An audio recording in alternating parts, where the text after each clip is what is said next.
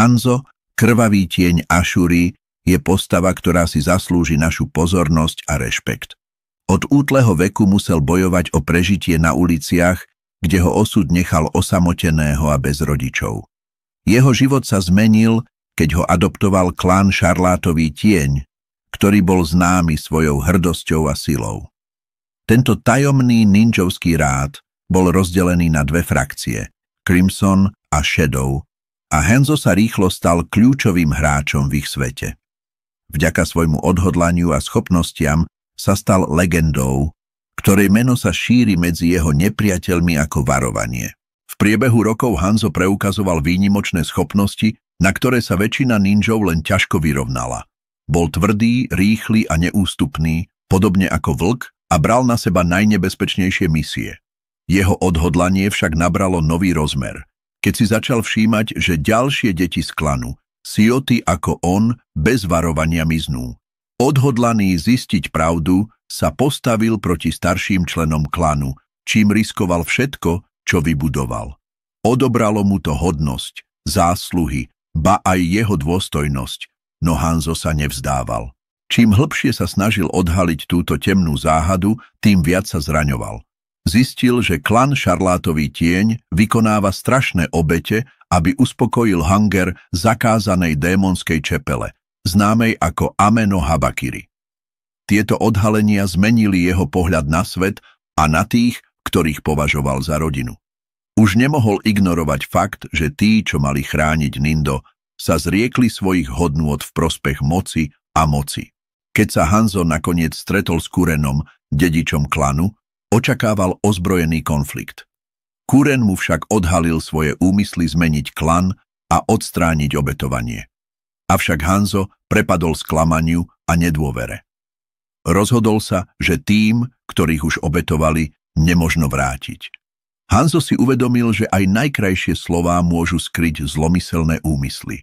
Temnota, ktorú prijal, z neho spravila Akumu, smrťaceho bojovníka, ktorý sa nepoddal osudu. Kurena zabil jedným ťahom, nie zo zloby, ale v mene spravodlivosti. Odišiel z klanu a vydal sa na cestu, ktorá nemá návrat. Jeho cieľ je jasný. Vyhladiť zlo a zničiť tradície, ktoré pohlcujú nevinných. Hovorí sa, že dnes je jeho meno známe aj démonom. A tam, kde sa objaví jeho tieň, už niet nádeje.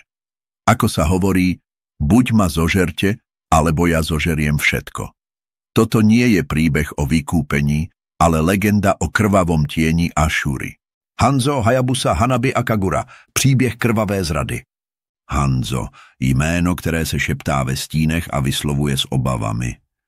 Kdysi talentovaný ninja z legendárního klanu Akakage, dnes nejhledanější zrádce v dějinách ninjutsu, Hanzo pocházel z frakce Shadow, známé svými tajemstvími a brutalitou. Jeho touha po síle ho přivedla k zakázané smlouvě s Hanekage, démonem zrozeným z nenávisti klanu. Spojil se s ním.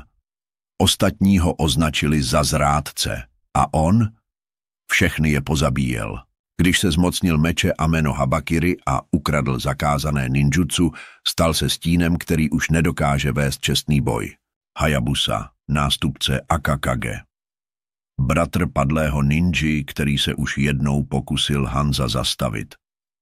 Teď je to na něm, aby napravil čest rodiny. S mečem v ruce a minulostí na bedrech loví vlastního bratra ve stínu. Hanabi, hrdá a smrtící. Kunoichi, která měla být symbolem spojení mezi frakcemi Shadow a Scarlet, zasnoubena s Hayabusou. Teď je jeho spojenkyní v boji proti tomu, kdo zradil vše, co klan představoval. Kagura, prokletím obdařená, hledající rovnováhu. Není vázána přísahou, ale přátelstvím. Bojuje po boku Hayabusy. Lidé jí říkají strážkyně ticha, ale i ticho umí řezat hlouběji než katana.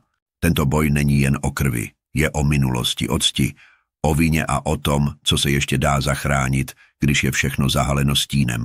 Hanzo proti Hayabusovi, démon proti ninjovi, minulost proti budoucnosti. Díky, že si to zvládl doposlouchat až do konce.